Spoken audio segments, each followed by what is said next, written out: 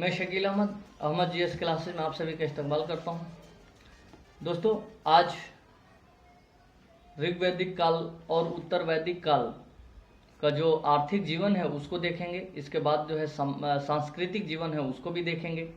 इससे पहले ऋग्वैदिक काल में हम लोग लगभग 2 वीडियो हम देख चुके हैं, जिसमें ऋग्वैदिक काल के बारे में, वेद के बारे में, उसका क्या क्या है, जहाँ से एग्जाम के पॉइंट ऑफ व्यू से जो ज़रूरी था वो मैंने पूरा डिस्कशन कराया है। और उसके साथ साथ दूसरा जो हम लोगों ने पढ़ा कि सामाजिक जीवन क्या था, स्त्रियों का स्थिति कैसा था, वर्ण व्यवस्था कैसे आया, कहाँ से आया, उन सब चीज़ों को हम लोगों ने काफ़ी डिस्कशन किया है। आज जो है डिस्कशन करेंगे आर्थिक जीवन, दोनों का हम कंपैरिजन करके चल रहे हैं, ऋग्वैदिक काल और उत्तर वैदिक काल। ऋग्वैदिक काल हमने देखा और 1500 से 1000 तक देखा बीसी, और यहाँ 1000 से 600 बीसी, ये सब हम लोगों ने देख चुके हैं। तो यहाँ देखेंगे कि आर्थिक जीवन क्या था। आर्थिक जीवन में देखिए हम लोग क्या पढ़ेंगे, तो कृषि क्या था, पशुपालन का क्या उस समय महत्व था, देखिए शिल्प उद्योग था कि नहीं, और था तो कैसा था, व्यापार वाणिज्य क्या था, विनिमय के साधन क्या था, परिवहन के साधन क्या था। इन सब चीज़ों को हम लोग ऑलरेडी जो है सिंधु घाटी सभ्यता में भी ऐसे ही क्रमवार तरीके से हम लोगों ने पढ़ा था, बहुत विस्तृत है, जिसका हमने उसी का परिणाम हम देखते हैं कि पूरा डिस्कशन करने के बाद हमने सिंधु घाटी सभ्यता के जो लुसेंट में जो ऑब्जेक्टिव क्वेश्चन है 75 को डिस्कशन कराया, देखा, और एक भी क्वेश्चन हमारा डिस्कशन से बाहर नहीं गया, हमारा नोट से बाहर नहीं रहा, सारे पे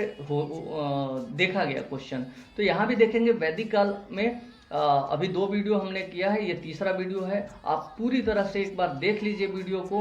आपको अलग से क्या करना पड़ेगा, तो सिर्फ आप एक बार हमारा जो वीडियो एमसीक्यू क्वेश्चन लाएंगे, जो ऑब्जेक्टिव क्वेश्चन लाएंगे, उसको आप देखिएगा। ये सब पढ़ने के बाद तो आपको पूरी तरह से आपको समझ में आ जाएगा, जहन में आ जाएगा। चलिए, एग्जाम के पॉइंट ऑफ व्यू से बहुत महत्वपूर्ण, क्योंकि वैदिक कालीन, देखिए वैदिक कालीन मतलब 2, ऋग्वैदिक काल जो हमने देखा 1500 से लेकर के 1000 बीसी तक है, ये उत्तर वैदिक काल, तो उत्तर वैदिक काल में 1000 से 600। तो ऋग्वैदिक काल का विस्तार अगर बात करें तो हम लोगों ने देखा कि अफगानिस्तान था क्षेत्र, तो इधर अगर पूरब में बात करें तो यूपी था, अगर थोड़ा सा ऊपर जाएं तो देखिए ये सब चीज़ें थी। इसके बाद देखते हैं कि उत्तर वैदिक काल में अगर बात करें, हमारा ऊपर फर्स्ट वीडियो देख लीजिएगा, मैप के थ्रू भी आपको समझ में आ जाएगा कि उत्तर वैदिक काल में थोड़ा सा विस्तार, जो ऋग्वैदिक काल में वो विस्तार रहता है क्षेत्र, उसके साथ साथ उत्तर वैदिक काल में कुछ और बढ़ जाता है, उत्तर वैदिक काल में बढ़ जाता है। तो ये ऋग्वैदिक काल हम देखेंगे और आज पढ़ेंगे, और ऋग्वैदिक काल को जो है कृषि सब के बारे में पढ़ेंगे। आगे जो हम नेक्स्ट इसको चार्ट में और लाएंगे कि उत्तर वैदिक काल में आर्थिक जीवन क्या था, क्या चेंजिंग हुआ। चलिए इसको ऐसे देखते हैं। चलिए, समाज क्या था वो तो हमने देखा, ग्रामीण समाज था। अगर आपसे क्वेश्चन यहीं आपको सिंधु घाटी सभ्यता था तो समाज कैसा था, तो आपको कह सकते हैं नगरीय समाज था, शहरी समाज था, ग्रामीण नहीं था। तो ऋग्वैदिक काल से महत्वपूर्ण समाज ग्रामीण समाज। कबीलाई ढांचा था इसमें ऋग्वैदिक काल में, ठीक है। कबीलाई हमने पढ़ चुके हैं, सबसे जो आता है निम्न आता है, कुल आता है, या हमने देख चुके हैं। सबसे ज़्यादा जो बड़ी इकाई, राजनीतिक इकाई, वो जन होता है। चलिए, जनजातीय समाज थी। पशुओं का यहाँ पर महत्व काफ़ी था। एक कह सकते हैं कि मुख्य पेशा और व्यवसाय के रूप में पशुपालन था। अभी भी कृषि यहाँ पर मुख्य पेशा नहीं है, मुख्य व्यवसाय अभी पशुपालन है, जो कि मध्य पाषाण काल से शुरुआत होती है और आगे ये बढ़ती है। कृषि के बारे में बात करें तो ऋग्वैदिक काल में कह सकते हैं कि द्वितीय व्यवसाय था। पहला व्यवसाय क्या था, पशुपालन, ठीक है, और दूसरा व्यवसाय जो है ये कृषि था, ठीक है। तो कृषि में देखिए क्या यहाँ पर कहाँ क्या हुआ उसका भी देख लीजिए। अश्वनी देवता ने मनु को हल चलाना सिखाया था, ऐसा ऋग्वेद में आपको पढ़ने को मिलता है, ठीक है। ऋग्वेद में और चर्चा क्या क्या हुआ है इसके बारे में, कृषि के बारे में, तो प्रथम मंडल में हमने शुरुआत, फर्स्ट वीडियो देखिएगा ऋग्वैदिक काल में, उसमें हमने 10 मंडल को बताया था। प्रथम मंडल में इसके कृषि की चर्चा हुई है, और चौथावें यानी चौथा मंडल में भी 57वें सूक्त में 24 मंत्र कृषि के लिए समर्पित है। हालांकि मंत्रों की संख्या टोटल कितना है ऋग्वैदिक काल में, तो 10,462 है। सूक्त कितना है, 1028 है, ठीक है। ये सब है, 8 अष्टक है, 8 है, मंडल है, 10 है, ये सब आप देख लीजिएगा, ठीक है। ये सब 10वें मंडल में भी चर्चा हुई है इसके बारे में। तो कृषि का चर्चा प्रथम मंडल, चौथा मंडल और 10वां मंडल में भी हुई है। चलिए इसको आगे देखते हैं। अब कृषि के लिए कुछ शब्द का भी उपयोग हुआ है, उसको भी देख लेते हैं, क्योंकि क्वेश्चन आपको पूछा जा सकता है। कृषि के लिए कौन कौन सा शब्द, देखिए बैल जो है ब्रिक, तो ब्रिक का हम देखते हैं कि सिंधु घाटी सभ्यता में भी इसको कहीं ना कहीं बैल को एक ब्रिक बोला जाता था, कहीं यूज हो। बैल वहाँ पर महत्वपूर्ण देवता के रूप में भी इसको धार्मिक दृष्टिकोण से भी आपको सिंधु घाटी में भी देखने को मिलता है। तो यहाँ पर कृषि के लिए बैल को ब्रिक कहा जाता है, हलवाहा को किवास कहा जाता है, हल को लागल कहा जाता है। वहीं आप खाद को हम कहें तो करीश और शाक्य कहा जाता है, खलिदान को खल कहा जाता है। और फसल देखिए क्या था उस समय, तो 2 फसल था, यव देखिए, जौ को यव कहा जाता है, धान को अनाज कहा जाता है। ठीक है, चलिए अब जूता हुआ जो क्षेत्र है उसमें देखिए क्या, जो जूते हुए जो खेत होता था उसको देखिए क्या कहा जाता है, उसको क्षेत्र कहा जाता था। क्षेत्र मतलब जूता हुआ के जो ये खेत है पूरा है, ये जूता हुआ है तो इसको क्षेत्र कहेंगे। वही अगर हल का निशान कहीं अगर हल रेखा होता था उसको सीता कहा जाता है। ये बहुत इंपॉर्टेंट है। ठीक है, ये बहुत महत्वपूर्ण क्वेश्चन आ सकता है यहाँ पर कि किसको क्या कहा जाता है। ठीक है, यही उपजाऊ खेत होता था तो उसको उर्वरक कहा जाता था, उर्वरा। ठीक है, वही परती या कम उपजाऊ खेत को खिल्ड कहा जाता था। ये सब बहुत महत्वपूर्ण है, आप याद रखिएगा। चलिए धान को अनाज हम कहते थे। अब देखिए अनाज को रखने के लिए कठोर कुछ स्फीति उसको कहा जाता था। अब मापने के लिए हम यंत्र का जो करते थे उपयोग उसको उर्दर कहते थे। ये सब देखिए आपका एग्जाम से के पॉइंट ऑफ व्यू से महत्वपूर्ण है। अब सिंचाई का साधन क्या था, तो देखिए वर्षा का जल और नदी का जल था जिसको हम स्वयंजा बोलते थे।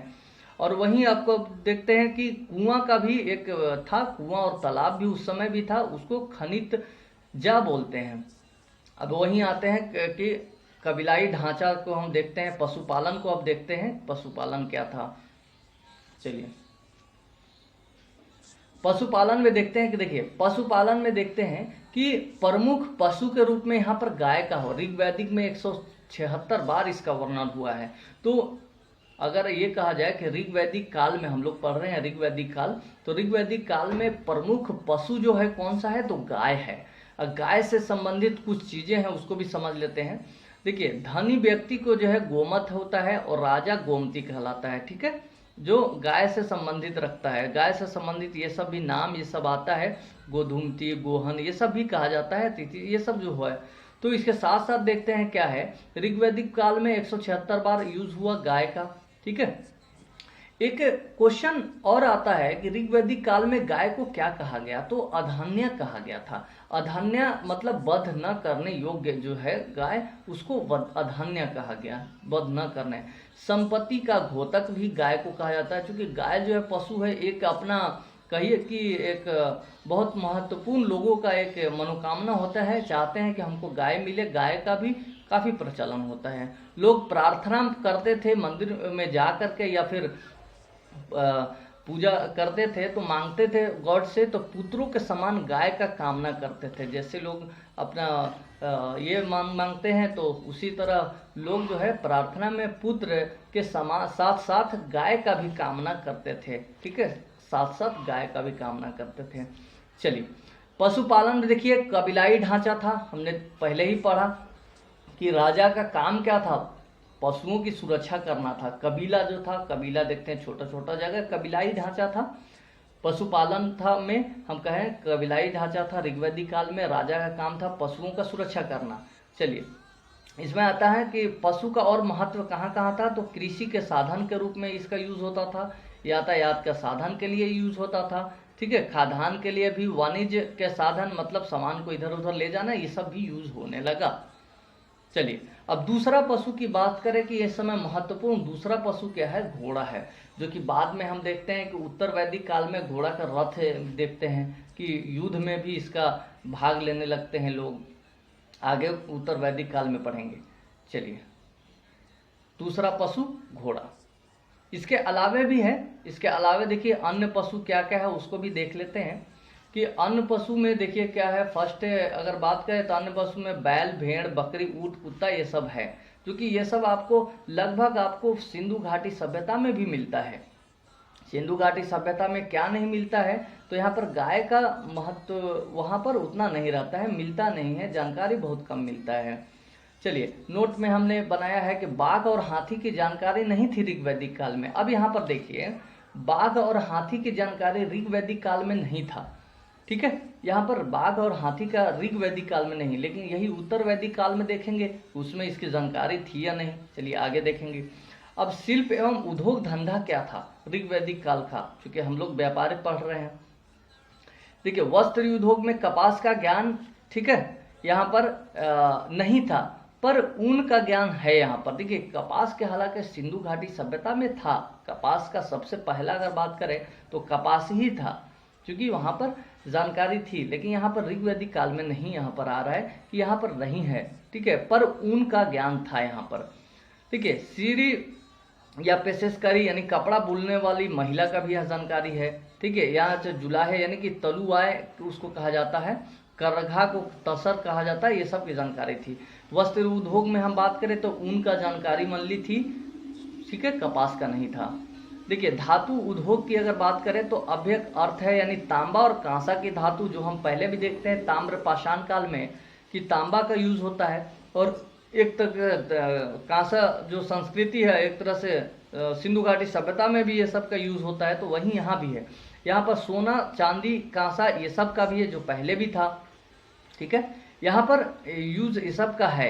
यहाँ पर एक यूज क्या नहीं है, देखिए यहाँ पर चांदी का ज्ञान नहीं है, लोहे का ज्ञान नहीं है। तो ऋग्वैदिक काल में चांदी और लोहे का ज्ञान नहीं है। लेकिन वहीं अगर आप देखते हैं कि उत्तर वैदिक काल में हम आएंगे तो वहाँ पर लोहे का ज्ञान हो जाता है, तो चांदी का ज्ञान नहीं है, लोहे का ज्ञान नहीं है। चलिए, कुंभकार उद्योग की बात करें, ये सब था, तो बढ़ई को जो है तछन कहा जाता है। चर्मकार उद्योग भी था, ठीक है, चर्मकार उद्योग भी था, उसको भी हम देखेंगे। यहाँ पर देखिए, चर्मकार उद्योग के नीचे एक और है, वो यहाँ पर है वो चिकित्सा उद्योग। देखिए, चिकित्सा उद्योग भी था ऋग्वैदिक काल में, चिकित्सा उद्योग यहाँ पर दिख नहीं रहा, चर्मकार उद्योग के नीचे है चिकित्सा उद्योग। चलिए अब देखते हैं व्यापार वाणिज्य में क्या क्या है, व्यापार कैसे होता था, क्या होता था, उसको भी देखते हैं, ठीक है। उसके बाद उत्तर वैदिक कालीन आर्थिक हम देखेंगे। अभी हम देख रहे हैं ऋग्वैदिक काल का आर्थिक जीवन देख रहे हैं। चलिए, व्यापार वाणिज्य की हम बात करें तो यहाँ पर देखते हैं हम लोग कि सीमित अवस्था में व्यापार था। देखिए, यहाँ पर जो ऋग्वैदिक काल है वहाँ पे व्यापार था, लेकिन सीमित अवस्था में था, ठीक है। यहीं अगर उत्तर वैदिक काल में जाएंगे तो व्यापार जो है थोड़ा सा बड़ा हो जाता है, यहाँ पे व्यापक स्तर पे होता है। कपड़ा, चादर, साले, खाले, ये सब व्यापारिक वस्तुएं थी। खाल, खाल मतलब जो जानवरों को जो निकाला हुआ खाल, तो कपड़ा, चादर ये सब का भी था। हालांकि ऊन का यहाँ पर ज्यादा प्रचलन था, ठीक है। आर्यों की गाय चुराते, देखिए यहाँ पर पानी में कुछ कहा गया है, ठीक है। इसमें क्या था, आर्यों की गाय, यहाँ पर गाय का बहुत महत्वपूर्ण रोल है। यहाँ पर लोग जो है गाय को जो है अपना बहुत बड़ी दर्जा देते थे, और गाय को चुराने मतलब किसी तरह चाहते थे कि हमारा जो है गाय को संपत्ति के रूप में रखते थे, और जितनी ज़्यादा गाय होगी उससे उनकी अपना एक मानते थे कि हमारे पास गाय और भी हो, तो गाय चुराते भी थे। तो देखिए, पशुपालन में चुराने की बात, गाय को महत्वपूर्ण, गाय को चुराते भी थे। धनी व्यापारी थे उस समय, ठीक है। व्यापार वाणिज्य में देखते हैं कि धनी व्यापारी होते हैं। वाणिज्य के साधन के रूप में हम देखते हैं क्या क्या था, तो मुद्रा का प्रयोग नहीं होता था। देखिए, आज पैसा के प्रयोग होता है, तो मुद्रा का प्रयोग नहीं होता था यहाँ पर, ठीक है, मुद्रा का प्रयोग नहीं होता था। तो आगे देखते हैं यहाँ पर कि वस्तु विनिमय प्रणाली क्या था। तो देखिए, वस्तु विनिमय प्रणाली जब मुद्रा नहीं था तो क्रय विक्रय क्या होता था, गाय के, मैंने 2-3 गाय आपको दिया, आप इससे आप दूसरे वस्तु दे दो, मतलब अदला बदली होता था। गाय, घोड़ा ये सब का होता था। स्वर्ण आभूषण था, नित्य जिसको स्वर्ण आभूषण था उस समय, एक वस्तु दो दूसरा वस्तु लो, ऐसा माना जाता था, ठीक है। परिवहन के साधन की बात करें तो बैलगाड़ी, इक्का गाड़ी। देखिए, इक्का गाड़ी का हमने देखा था कि सिंधु घाटी सभ्यता में सिंधु से एक इक्का गाड़ी मिला था, तो वहां पर एक इसका आता है कि इक्का गाड़ी का शुरुआत तो वहीं से हुआ था, सिंधु घाटी सभ्यता में ही हमको दिखने को मिला था। तो परिवहन के साधन के रूप में देखिए बैलगाड़ी, इक्का गाड़ी था। चलिए, ये सब हम लोग देख लिए। अब हम लोग देखते हैं उत्तर वैदिक कालीन आर्थिक व्यवस्था। अभी तक देख रहे थे कि ऋग वैदिक काल व्यवस्था क्या था, अब उत्तर वैदिक काल। उत्तर वैदिक काल में भी कृषि देखेंगे, परिवहन व्यवस्था देखेंगे, यहाँ पर जो चीज़ें हैं वो सब देखेंगे, लघु उद्योग देखेंगे, ये सब देखेंगे बारीकी से। चलिए कृषि में देखते हैं, प्रमुख पेशा था कृषि। देखिए यहाँ पर आया कि आपको उत्तर वैदिक कालीन में प्रमुख पेशा जो है कृषि आ गया। इसके पहले हमने देखे ऋग वैदिक काल में द्वितीय पेशा था कृषि, लेकिन यहाँ पर देखते हैं प्रमुख पेशा आ गया कृषि। इसका क्यों, कारण क्या था? तो देखिए कारण यह था कि क्षेत्र आधारित जनपद का यहाँ पर उदय हुआ। अगर सामाजिक स्थिति राजनीतिक इकाई देखेंगे तो शुरुआत तो कुल से ही होती है, सबसे छोटी इकाई, लेकिन जन जो है ऋग वैदिक काल का सबसे बड़ी इकाई थी, राजनीतिक इकाई थी। तो यहाँ पर जन से आगे बढ़कर जनपद का उदय हुआ, जनपद का उदय हो गया। भूमि की निजी जो है वो मिल्की युक्त जो है स्वामित्व आ गया, तो मतलब मालिक का दर्जा हो गया, जिसकी भूमि है यानी भूमि का मालिक जो है उसका दर्जा हो गया। तो हम देखते हैं कि बाद में जो है राजा लोग क्या है, एक क्षेत्र से क्षेत्रीय राजा का यहाँ पर विस्तार होता है उत्तर वैदिक कालीन में। ठीक है, चलिए आगे हम देखते हैं लोहे का ज्ञान यहाँ पे होता है। इससे पहले हमने देखा लोहा और चांदी का ज्ञान नहीं था, ऋग वैदिक काल में लोहा और चांदी का ज्ञान नहीं था, लेकिन यहाँ पर पहली बार देखते हैं लोहे का ज्ञान। जब लोहे का ज्ञान होता है तो क्या होगा, लोहे के जो हल बनता है, हल से जो है गहरी खुदाई होती है। तो जब गहरी खुदाई होती है तो यहाँ पर देखते हैं कि धान का है जो है काफ़ी मात्रा में होता है, धान उपजता है। और तो यहाँ से कृषि में लोगों का एक अतुलनीय जो है, एक तरह से कह सकते हैं कि एकाएक जो वृद्धि होती है। लोहे की कुल्हाड़ी का प्रयोग करके जंगलों को काट कर खेत में परिवर्तित कर दिया गया। तो लोहे की कुल्हाड़ी का प्रयोग होने लगा, जंगलों का काट करके उसको खेत बनाया जाने लगा। यहाँ से देखिए शुरुआत होती है। तो कृषि उत्पादन में वृद्धि जो है कहीं न कहीं लोहे के हल के वजह से होती है। चलिए, और कृषि का महत्व भी यहाँ बढ़ जाता है और कृषि जो है प्रमुख पेशा के रूप में आ जाता है। ठीक है, अथर्ववेद में नहरों का प्रथम बार उल्लेख हुआ है। आप अगर यहाँ पर नहर की बात करें तो अथर्ववेद में जो है वो प्रथम बार उल्लेख हुआ है। ये शतपथ ब्राह्मण में देखते हैं, ब्राह्मण में जो है वो उसमें कृषि के लिए प्रमुख बुआई ये सब का यूज हुआ है, बुआई, जुताई, कटाई, मढ़ाई, ये सब का यूज वहाँ पर हुआ है। साक्ष्य अगर क्या क्या है, देखिए ये सब चीज़ें हैं, गेहूँ, चावल, जौ, ये सब का यूज हुआ है। ठीक है, तो अगर साक्ष्य और कहाँ से मिला है, मेरठ के हस्तिनापुर से चावल, जंगली गन्ना के साक्ष्य भी मिले हैं। प्रमुख फसल क्या था उसको देखते हैं। हमने सिंधु घाटी सभ्यता में देखा कि 9 प्रमुख फसल था। इसमें देखते हैं कि प्रमुख फसल क्या था। तो प्रमुख फसल में हम देखते हैं कि गेहूँ, चावल, धान, सरसों, जौ, गन्ना, मूंग, ठीक है, ये सब प्रमुख फसल था, जिसका पहले का नाम जो था क्या था, गोधूम था। गेहूं को गोधूम बोलते हैं, चावल को देखिए ब्रीही बोलते हैं, तुल ऐसा, धान को साली बोलते हैं, सारिशका बोलते हैं, सरसों को जौ को यौ बोलते हैं, फिर यीजू बोलते हैं, गन्ना को, मूंग को माशक बोलते हैं। ये सब नाम है, प्रमुख फसल ये है। सिंचाई का साधन की अगर बात करें तो साधन वही है जो ऋग्वैदिक काल में है, यानी नहर था, कुआं भी था, ये सब था, जो प्राकृतिक वर्षा ये सब भी था। तो साधन वही है जो ऋग्वैदिक काल में है। पशुपालन हम देखते हैं ऋग्वैदिक का में जो पशुपालन है वो तो रहेगा ही। ऋग्वैदिक काल में हमने पशुपालन, बकरी, भेड़, ये सब देखे, गाय देखे, ये सब था। तो ऋग्वैदिक काल में जहाँ है वहाँ ये भी है, लेकिन इसमें नया क्या जुड़ता है, हाथी और बाघ नया आ जाता है। हाथी और बाघ ये सब ऋग्वैदिक काल में नहीं था। शिल्प और उद्योग की धंधे की बात करें तो ये सब व्यवसाय की सूची अगर बात करेंगे तो वही है जो ऋग्वैदिक काल में हमने देखा, वही है। शिल्प और उद्योग धंधे वही है। उसमें देखिए यहाँ नया क्या जुड़ता है, धातु उद्योग भी वही है। अब इसमें नया क्या जुड़ता है, यहाँ पर लोहा नया जुड़ जाता है। शिल्प उद्योग वही है, हम लोग जो पढ़ा देखते हैं कि शिल्प उद्योग भी वही है, वस्त्र उद्योग सेम वही रहेगा। कपास का ज्ञान नहीं है पर ऊन का ज्ञान था। आपको कपड़ा बुनने का, महिला, ये सब हम लोगों ने देखा, करघा ये सब देखे हम लोग। ठीक है, धातु उद्योग में बात करें तांबा और कांसा था, ये सब चीज़ें थी। नया जुड़ा धातु उद्योग में तो अब लोहा नया जुड़ा। चलिए इसको आगे हम देखते हैं। व्यापार वाणिज्य में, व्यापार वाणिज्य में क्या है उसको देखते हैं। देखिए, सतपद ब्राह्मण में अगर बात करें तो पूर्वी एवं पश्चिमी समुद्र की केवल चर्चा मिलती है। ठीक है, यहाँ पर सतपद ब्राह्मण में समुद्र की चर्चा मिलती है। ठीक है, नई संहिता में 100 डंडों वाले पतवार की चर्चा मिलती है। व्यापार वाणिज्य में यहाँ पर नया कुछ, ठीक है, जो पहले का ऋग्वेदिक काल में है वही इसमें भी है। नया क्या है, कुछ समुद्री जो है एक तरह से केवल चर्चा मिलता है, यहाँ पर उसका प्रयोग हुआ नहीं हुआ इसका कुछ नहीं कहा जा सकता है इसके बारे में।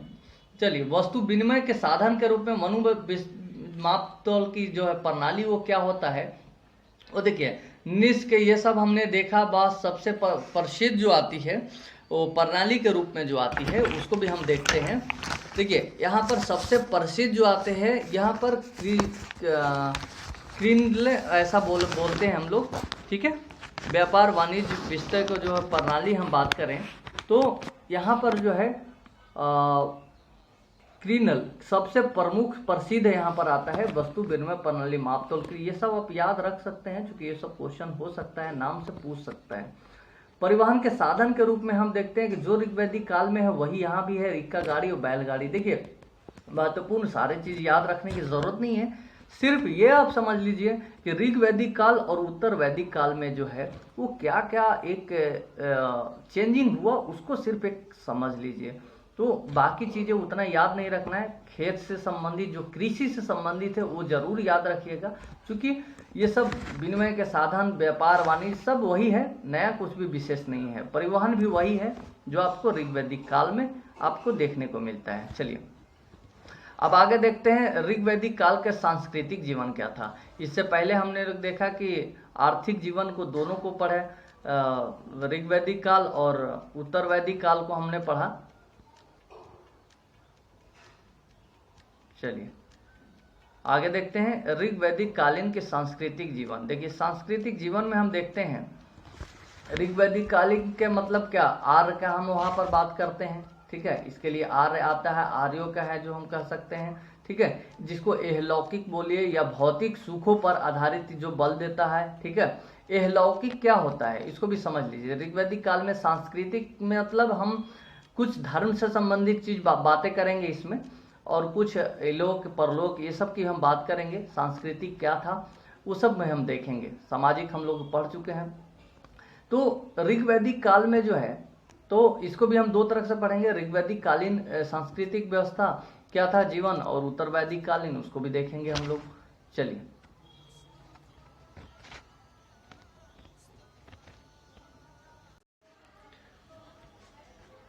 ऋग्वैदिक कालीन में सांस्कृतिक जीवन को ऐसे पढ़ेंगे। देखिए, आर्यों का यहाँ पर देखा हमने, तो यहाँ पर एक जो एहलौक था, एहलौकिक क्या था, एहलौकिक मतलब भौतिक सुखों पर आधारित बल देते थे लोग। भौतिक सुख सुविधा जो है इसमें नोट में देखिए, पुनर्जन्म, मोक्ष, परलोक जैसी कोई कल्पना यहाँ पर नहीं था। मतलब सिर्फ एक सांसारिक जीवन में ही विश्वास करते थे। एहलौकिक जो जीवन मिला है उसी में विश्वास करते थे। उसके अलावे है ये गॉड में उतना विश्वास नहीं करते थे ऋग्वैदिक काल में। मतलब जन्म, पुनर्जन्म होगा, एहलौक परलोक होगा, मोक्ष की प्राप्ति होगा। तो एक तरह से कह सकते हैं कि धार्मिक का ज्यादा बोलबाला इसमें नहीं था ऋग्वैदिक काल में। जहाँ पर आता है बाद में हम देखते हैं कि जो पढ़ेंगे उत्तर वैदिक, उसमें देखते हैं कि इसका उलट हो जाता है। वहाँ धर्म का थोड़ा सा ज्यादा विशेष, धर्म विशेष हो जाता है समाज। देखिए, समाज जो है कबीलाई पे आधारित इसमें है। पहले से जो हम देखते आ रहे हैं, जनजातीय लोग हैं, कबीला के रूप में रहते थे। प्रकृति का यहाँ पर महत्व ज्यादा था। तो एक तरह से कह सकते हैं कि पूजा जो है यहाँ पर ये कर्मकांड में ज्यादा उतना नहीं था, और यहाँ पर प्रकृति पूजा ज्यादा होती थी। प्रकृति मतलब कोई भी प्रकृति से संबंध रखने वाला, कोई पेड़ पौधा हो या और भी कोई है प्रकृति, तो प्रकृति का वो पूजा होती थी यहाँ पर। तो ऋग्वैदिक काल में अगर बात करें तो प्रकृति का बहुत महत्व था। प्रकृति को विधि तो रूप से लोग पूजा करते थे। जो एक मूर्ति को नहीं पूजा करके, यहाँ पर मूर्ति व्यवस्था के ना पूजा करके ये प्रकृति को पूजा करते थे। प्रकृति को भी अपना दैवीकरण यानी देवताओं का रूप मानते थे। प्रकृति को मानवीय तरह से इसको बोल सकते हैं, मानवीकरण कर दिया गया। बाद में देखते हैं कि इसको मानवीकरण कर दिया गया। चलिए आगे देखते हैं इसके बारे में। देखिए इसमें इसमें देवता के अगर हम बात करें तो देवता में देखते हैं क्या क्या की इसमें चर्चा थी, उसको भी देखते हैं। देखिए देवता में अगर हम बात करेंगे तो इसमें कुछ देवताएं हैं उसके बारे में चर्चा की गई है, वो देवता क्या है उसके बारे में। तो देखिए आज हम जो पढ़ रहे हैं सांस्कृतिक जीवन, इस तरह से ये समझिए कि धार्मिक जीवन है, सांस्कृतिक नहीं कह के आप धार्मिक भी कह सकते हैं इसको, दोनों, क्योंकि संस्कृति धर्म का ही एक के बारे में बात करता है। ठीक है, चलिए हम देखते हैं यास्क। यास्क मतलब निरुष्क। देखिए इस किताब के अनुसार, यास्क के किताब के अनुसार 3 देवताओं को बताया गया है।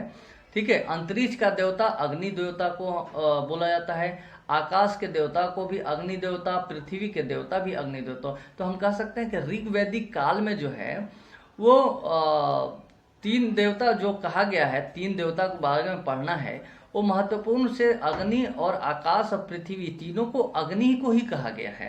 तो ये आप महत्वपूर्ण रखिएगा। बाद में हम देखते हैं कि उत्तर वैदिक काल में हो सकता है ये कुछ बदलाव आता है, तो उसको भी देखेंगे क्या है। चलिए ये तो हमारा हो गया यहाँ से। अब देखिए जो देवता है उसमें देखते हैं 3 क्या क्या और है। इंद्र के बारे में हम पढ़ते हैं। ठीक है, अग्नि के बारे में पढ़ेंगे। इंद्र मतलब ऋग्वेद काल का सबसे प्रमुख देवता होता है। तो कह सकते हैं कि ऋग्वेद काल का सबसे प्रमुख देवता कौन सा है, तो इंद्र है। ये आपको क्वेश्चन आ सकता है। इसका 250 बार वर्णन हुआ है ऋग्वेद में। उपनाम इसका दिया जाता है वर्षा का देवता। देखें इंद्र को भी युद्ध का भी देवता इसको भी बोला जाता है इंद्र को, ये आप सब देख सकते हैं। इसके अलावे हम अगर जाएंगे तो इंद्र के बारे में और हम क्या देखेंगे। देखिए इंद्र के बारे में और देखने का है कि इंद्र और अग्नि, ठीक है, 1000 स्तंभों के महल में रहते थे। एक तरह से कह सकते हैं कि क्वेश्चन आ सकता है, इंद्र और अग्नि जो दो देवता थे वो 1000 स्तंभों के महल में भी रहते थे, महल में रहते थे। और प्रमुख हथियार क्या था, वज्र इनका प्रमुख हथियार था। आज भी देखते हैं कि सब देवता जो लोग हैं तो उनका प्रमुख कुछ ना कुछ हथियार होता था, सवारी होती थी। तो उन सब में प्रमुख हथियार इनका क्या था, तो वज्र था। आगे हम देखते हैं कि अग्नि के बारे में हम देखते हैं। देखिए अग्नि के बारे में हम देखते हैं यहाँ पर। तो अग्नि के बारे में बात करें तो ये दूसरा प्रमुख देवता था। पहला प्रमुख देवता अगर बात करें तो कौन था, इंद्र था। तो दूसरा प्रमुख देवता कौन सा है, ये देखते हैं हम, अग्नि है यहाँ पर दूसरा प्रमुख देवता। चलिए अग्नि भी 1000 स्तंभों के महल में रहता था। ठीक है, ये जो भी दो देवता हैं जो ये भी 1000 स्तंभ के महल में रहते थे। ऊपर हमने बताया अभी कि अग्नि और इंद्र दोनों 1000 स्तंभ के महल में रहते हैं। तीनों अंतरिक्ष पृथ्वी आकाश का देवता इनको कहा जाता है। अग्नि को जैसा कि शुरू में देखा हमने कि अंतरिक्ष में भी, पृथ्वी में भी, आकाश में भी, ये तीनों का देवता अग्नि देवता को कहा जाता है। हालांकि अग्नि देवता दूसरा प्रमुख देवता है, पहला नहीं। यह देवता जो है और मनुष्य के बीच मध्यस्थ का काम करते थे। ये देवता जो अग्नि देवता थे ये मनुष्य और जो एक तरह से कह सकते हैं कि देवता दोनों के मध्य के रूप में काम करते थे। तो प्रमुख देवता कौन सा थे, तो पहला इंद्र थे। प्रत्येक घर का अतिथि, पथ प्रदर्शक भी इसको कहा जाता है कि प्रत्येक घर का अतिथि है या पथ प्रदर्शक है, ये भी इनको कहा जाता है, ऐसा था। चलिए ऋग्वेद के गोत्र और प्राचीनतक मंडल के प्रत्येक मंत्र और अग्नि की उपासना से प्रारंभ होता है। यह ऋग्वैदिक काल के में कहा गया है, ऋग्वैदिक में, कि प्राचीनतम मंडल के प्रत्येक मंत्र जो भी है, ऋग्वेद काल में हमने देखा कि 10,000 से ऊपर मंत्र है। तो ऋग्वेद में जो है 10,000 से ऊपर मंत्र है, जो कि सब शुरू कहाँ से होता है, अग्नि की उपासना से शुरुआत होती है इसकी। तो बहुत महत्वपूर्ण है एक एक चीज। आगे हम जब ल्यूसेंट का जो ऑब्जेक्टिव का हम डिस्कशन करेंगे उसमें आपको समझ में आएगा महत्वपूर्ण रूप से कि इसका इम्पोर्टेंस क्या है। हमारा जो नोट्स अभी हमने आपसे डिस्कस करा रहा हूँ इसका इम्पोर्टेंस क्या है। चलिए आगे देखते हैं वरुण। देखिए तीसरा हम वरुण, देखिए ये तीसरा प्रमुख देवता है। पहला हमने देखा ये इंद्र थे, पहला प्रमुख देवता। दूसरा हमने देखा इसके बाद जो है अग्नि है, तीसरा है वरुण। तो 3 देवता महत्वपूर्ण रूप से ऋग्वैदिक काल में है। वरुण की पहचान ईरान से की गई है। यहाँ पे झंझावत या फिर जल का ये देवता है, इनको जल का भी देवता वरुण को कहा गया है।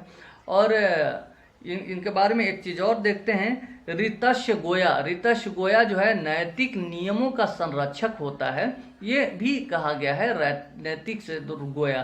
तो कभी कभी देखिए ये वर्ड को जरूर पढ़ने से ये होगा कि कहीं ऑप्शन में रहेगा तो आपको समझ में आ जाएगा, अगर हमारा ये डिस्कशन देख चुके हैं तो।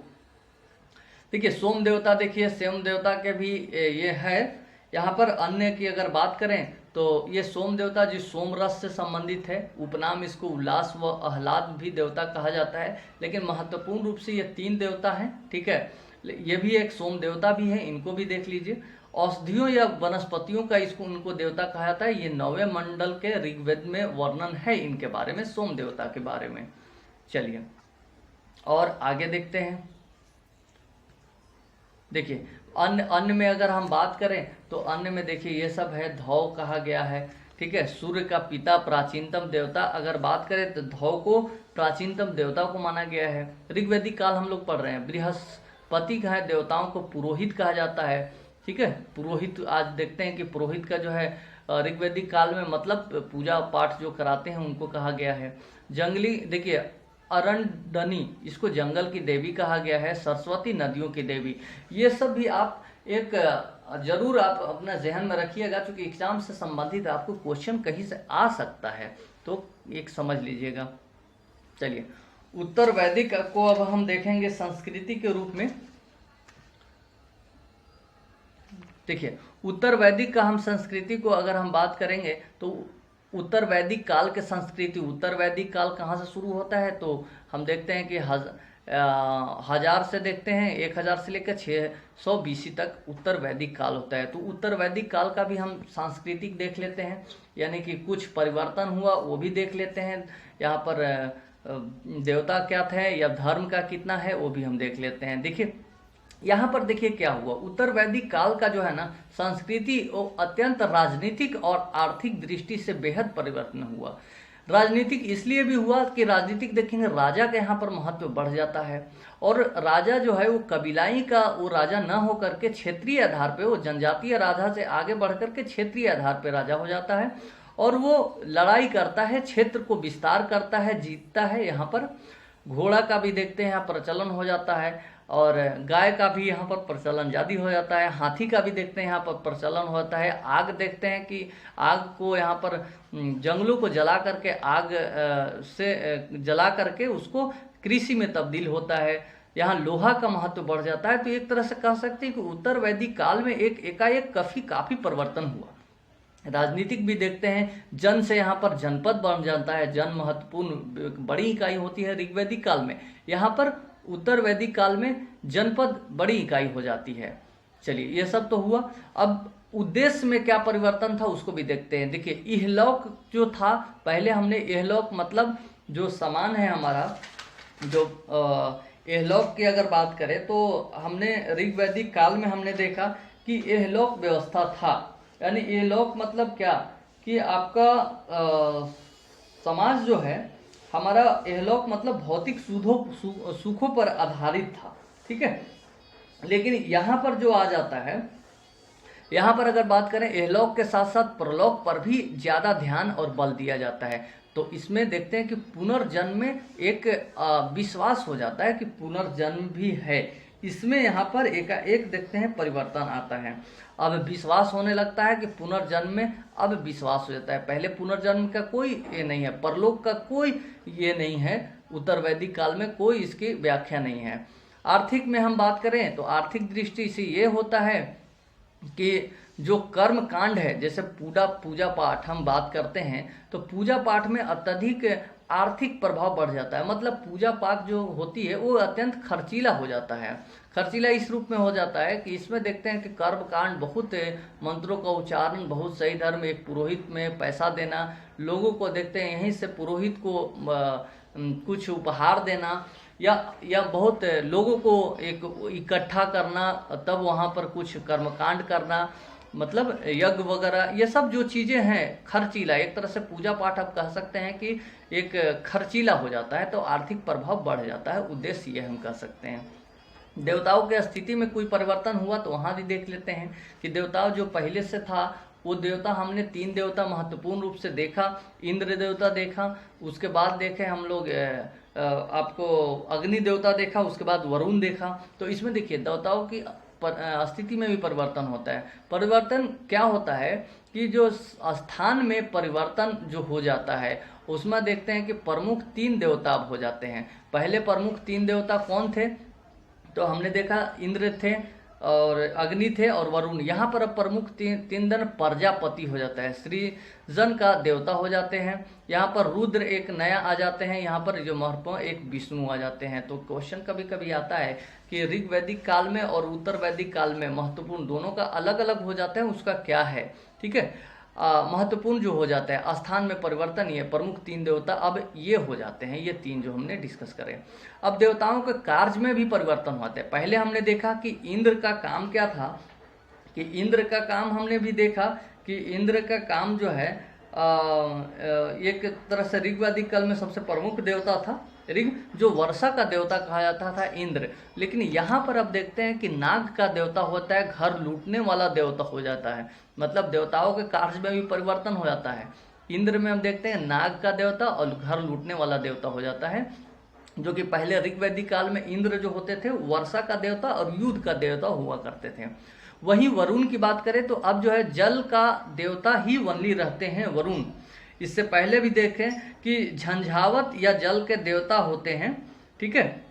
लेकिन अब इसमें इनके क्या हो गया, नैतिक नियमों का संरक्षक भी होते हैं, लेकिन यहाँ पर केवल और केवल जल का देवता ही रहते हैं। पहले भी जल के देवता थे, लेकिन उसके अलावा भी और कुछ थे, लेकिन यहाँ पर सिर्फ और सिर्फ जल का देवता। वहीं अब अश्विनी हम देखते हैं, यहाँ पर देखिए अग्नि का यहाँ पर अब नहीं दिख रहा है। पहले अग्नि देवता थे जो दूसरा प्रमुख देवता थे, और एक तरह से वो देवता जो थे अंतरिक्ष पृथ्वी आकाश सबका वो देवता थे। यहाँ पर अग्नि का कहीं दिखते नहीं है। चलिए आगे देखेंगे। अश्विनी जो है कृषि का देवता हो जाते हैं।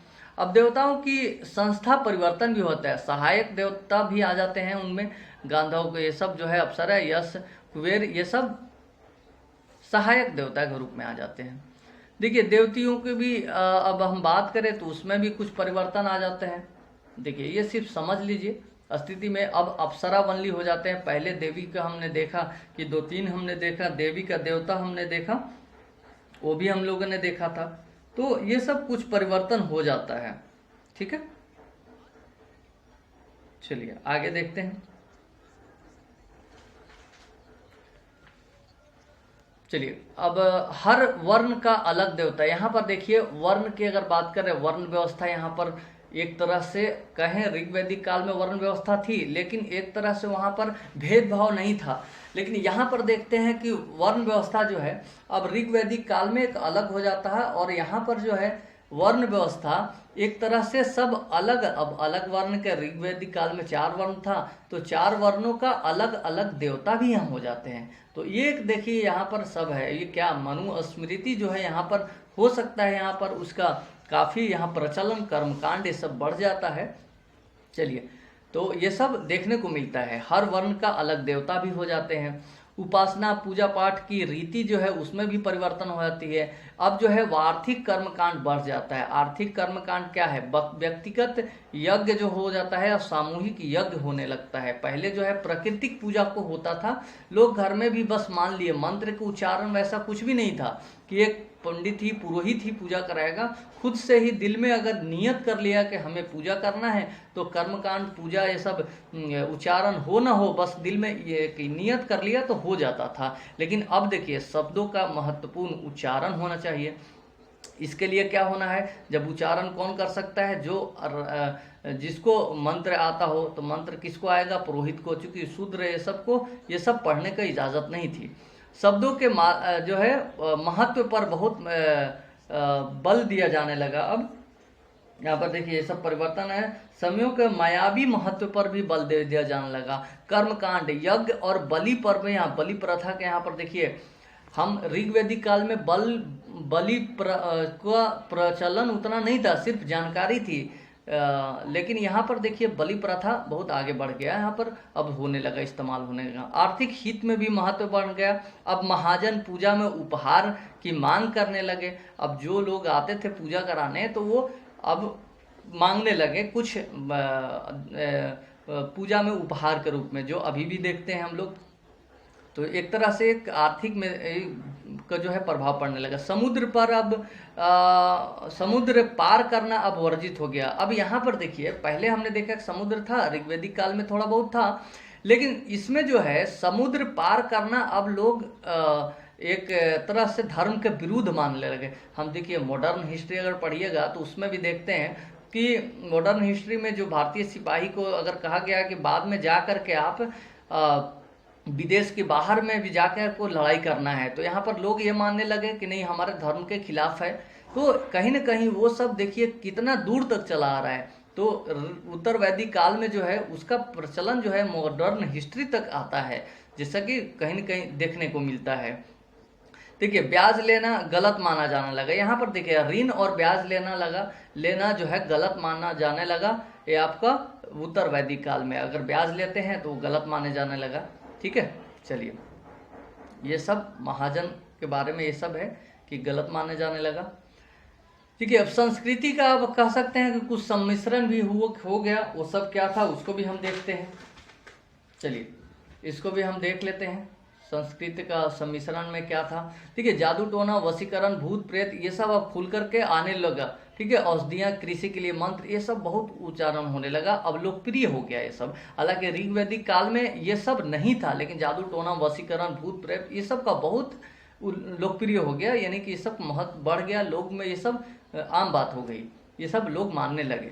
नए सिद्धांत का उदय हुआ, कुछ ब्रह्मलोक की संकल्पना लोग हो गया। पहले तो हम देखते थे कि इहलोक यानी संसारिक जो सुख है उस पर बल देते थे, लेकिन अब नरक और पुनर्जन्म ये सब की जानकारी होने लगी। नरक शब्द का पहली बार प्रयोग हुआ, पुनर्जन्म की भी जानकारी हम देखते हैं, मोक्ष प्राप्ति, एक तरह से कर्म कांड की प्रधानता हो गई, अद्वैतीकरण उपनिषदों का नींव पड़ गया, आत्मा परमात्मा इसमें आ गया, दार्शनिक का महत्व है। एक तरह से कहें कि जो उत्तर ऋग्वैदिक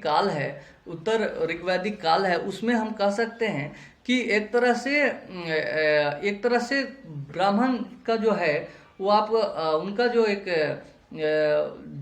जो बनाया हुआ कुछ मंत्र या ये सब उन लोग का मानना था, धर्म में बहुत बड़ा यहाँ पर प्रवेश हो गया और लोग ये मानने लगे। और मनुस्मृति का भी यहाँ पर पूरा यहाँ पर उपयोग होने लगा। चलिए आगे हम देखते हैं इसका प्रतिक्रियावादी कुछ तत्व है उसको भी देख लेते हैं। देखिए इसमें क्या है, देखिए प्रतिक्रिया तत्व में वैश्य जो है करदाता थे, कर को अदा करते थे वैश्य लोग। व्यापार वाणिज्य है, ये समुद्र पार करना निषेध था। ठीक है, आगे देखते हैं कि कृषि में संलग्न कौन थे, तो पशु बलि से नुकसान जो होने लगा, ये सब चीजें थी, वैश्य का मानना ये सब था तत्व को, तो इसलिए विरोध करना शुरू कर दिया। तो हम कह सकते हैं कि जो सबसे पहले अगर विरोध जो आगे हम देखते हैं कि 600 BC में जो है आपका जैन धर्म, बौद्ध धर्म ये सब का उदय हुआ, जब विरोध होने लगा। क्योंकि पूजा पाठ और कर्मकांड जब ज्यादा खर्चीला हो गया तो वैश्य लोग जो है ना वो विरोध करने लगे। जैसे कर अदा करना इनका काम, तो उसका भी विरोध करें। व्यापार वाणिज्य समुद्र पार करना निषेध कर दिया। कृषि में जो है इन लोगों का बहुत ये किया जाता था, तो ये कहा कि पशु बलि जो है वो नहीं होना चाहिए। पशु बलि जो कर्मकांड एक तरह से देते थे वो इनका विरोध करने लगे। तो क्षेत्रीय यज्ञ होता था, एक खर्च होता था काफ़ी, जो क्षेत्रीय स्तर पर सामूहिक यज्ञ होता था, व्यक्तिगत यज्ञ होता था, उसको भी इन लोगों ने विरोध किया। तो इसी का परिणाम है कि आगे हम देखते हैं कि आपका आगे देखते हैं कि बहुत बड़ा जो है एक तरह से धर्म का जो है एक चेंजिंग हो जाता है और वहाँ पर नया धर्म बौद्ध और जैन धर्म का उत्पत्ति होती है। तो यह तो हमारा अभी तक हमने पढ़ा।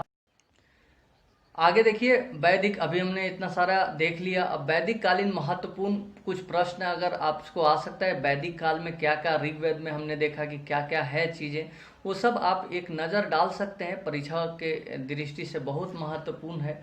तो आप स्क्रीनशॉट ले करके इसको आप समझ सकते हैं। ऋग्वैदिक काल विवाह सूत्र था, नदी सूक्त था, पुरुष सूक्त में 4 वर्ण व्यवस्था, संवाद लोक में नाटक वगैरह था। वैदिक कालीन शिक्षा की जानकारी कहाँ से मिलती है, मंडल में मिलती है, सूक्त में, ये सब जानकारी है। अथर्थ वेद में देखिए क्या है, अंग और मगध का भी वर्णन यहाँ है। सभा समिति का प्रजापति की पुत्री जो होती है राजा, ये सब देखिए आप समझ लीजिए। नहर का चर्चा भी होती है अथर्व, कहीं कहीं मिलता है। कृषि को कीटों और अनावस्ती बचाने के लिए उपाय मंत्र मिलता है, जादू टोना ये सब इसमें मिलता है अथर्ववेद में। तो ये सब आप एक बार देख सकते हैं सरसरी निगाह से। ऐत्रेय ब्राह्मण में हम देखते हैं ये सब मद्रा ये सब में ऐत्रेय ब्राह्मण संकल्प किया। राजा की उत्पत्ति की सिद्धांत यहाँ से मिलती है। ये देखिए हमने राजा ये चार्ट बनाया था विराट स्वराट। अब आप देखते हैं कि भोज ये सम्राट ये सब राजा का ही उपनाम कह सकते हैं जो दिखता है। सतप्रत ब्राह्मण में भी देखिए ये सब मिलता है। हमारा एक और चार्ट पीछे मैंने दिया था उसको भी आप एक बार देख लीजिएगा, ठीक है। ये सब उत्तर वैदिक काल में 12 रत्नी की चर्चा होती है, पुनर्जन्म की कथा कहाँ होती है, कौन सा, ये सब चीज़ें हैं, ठीक है। ये स्त्री को अर्धांगिनी कहा गया है, ये सब भी है उत्तर वैदिक काल में। महत्वपूर्ण और भी क्वेश्चन है। मैत्रेयी स्त्री को सुरा व पाशा के समान बुराई बताया गया था, वो कहाँ पर बताया गया है, मैत्रेयी संहिता में बताया गया। ये सब देख लीजिए। कठोपनिषद में क्या है, मुंडकोपनिषद में देखिए सत्यमेव जयते कहाँ से लिया गया है क्वेश्चन आता है। ये आपका मुंडकोपनिषद से लिया गया है। यज्ञ टूटी हुई नौका के समान है जो भौसार पार नहीं करते हैं, ये सब यहाँ से कहा गया है। ये सब चीज़ इस समय मुंडकोपनिषद में। सबसे छोटा उपनिषद कौन है ये सब भी आप देख सकते हैं, जो एग्जाम के पॉइंट ऑफ व्यू से मैंने तैयार किया था, ये आप देख सकते हैं। और सबसे पुराना प्राचीनतम उपनिषद भी ये है, छांदोग्य उपनिषद, ये देख सकते हैं, ठीक है। श्वेतांबर उपनिषद में क्या है, पंचशील सिद्धांत बौद्ध धर्म का सिद्धांत है। आगे हम पढ़ेंगे अब 6ठी शताब्दी के बारे में, ईसा पूर्व के बारे में, जो कि एक तरह से हलचल का वो परिवर्तन, बड़ा बहुत परिवर्तन था, उसको राजनीतिक दशा से लेकर के सब चीज़ पढ़ेंगे। द्वितीय नगरीय हम स्वरूप इसको पढ़ेंगे, सांस्कृतिक सामाजिक सब पढ़ेंगे। तो दोस्तों मेरे साथ बने रहिए। मैं उम्मीद करता हूं कि ये सब आपके लिए बहुत एग्जाम में हेल्पफुल होगा। ये जब आप एक बार डिस्कशन 1 बार 2 बार 3 बार देख लेंगे, उसके बाद जब हम ऑब्जेक्टिव क्वेश्चन लेके आएंगे तब आपको इसका महत्व वहाँ पर मिलेगा। आप खुद लगेगा कि ये चीज़ तो मैंने एक कहानी की तरह पढ़ा है, हमने पढ़ा है, ये वीडियो से देखा है, समझा है। आप चाहें तो आप इसको आप बुक से भी आप थोड़ा सा कोरिलेट कर लीजिएगा, पढ़ लीजिएगा थोड़ा सा बेसिक, ताकि और भी आपको अच्छी तरह से मालूम हो जाएगी। तो मेरे साथ बने रहिए। Thank you.